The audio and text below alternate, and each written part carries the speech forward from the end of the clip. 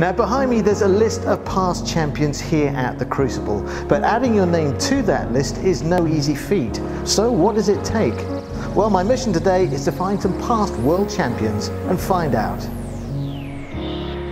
You need a lot of self-belief, you know, I think that's the key of any sports person, and particularly here at the Crucible, because there's so many great players that you have to have belief in your own ability, belief in your own temperament, that when it does come down to the crunch, that you can handle the pressure, because the pressure in the Crucible is pressure like no other tournament. So you need to have plenty of bottle, character, belief, confidence, all those great attributes that make a great champion. But you've got to play your best form over 17 days against the best field you're ever going to play against, and you've got to be on the top of your game all the way through.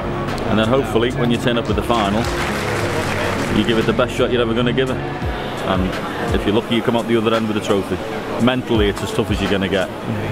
And even though I was fortunate to win it in '91, for the next 3 weeks after I'd won, I never slept a wink. It's the hardest thing you'll ever do, and that's why I take my hat off to anyone like Steve Davis or Stephen Hendry, who won it 6 or 7 times. First and foremost, whilst we all talk about temperament and state of mind, it takes somebody who is really playing better than the pack, and is playing at the top of their skill level. So the skill level is massive, and probably a player that hits peak form at the right time. You have to play your best snooker to win here at the Crucible. Your game has to stand up to 17 days of a lot of pressure, and it takes a tremendous will to win, and to not be frightened of winning. Well, there's quite a few ingredients. You need concentration, you need dedication, you certainly need a lot of determination, and a little bit of skill goes a long way as well. Dennis Taylor, for the first time, becomes Embassy World Snooker Champion 1985. So final thing, what's it like to raise that cup and have that cup in your hands?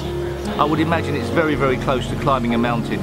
There's a moment of elation, and then you've got to come down somehow, and so you know, the relief is massive as well. Believe you me, you're that focused and you're that concentrated on what you're doing. Half of it's a blur. They give you the trophy and you put it in the air, but it's later on watching it back that you really appreciate it. Apart from my baby being born, it's probably the best feeling I've ever had. Lifting that cup up, the lights in the background and waving it around to the cheering and adoring snooker fans. It's a feeling that you will never ever forget.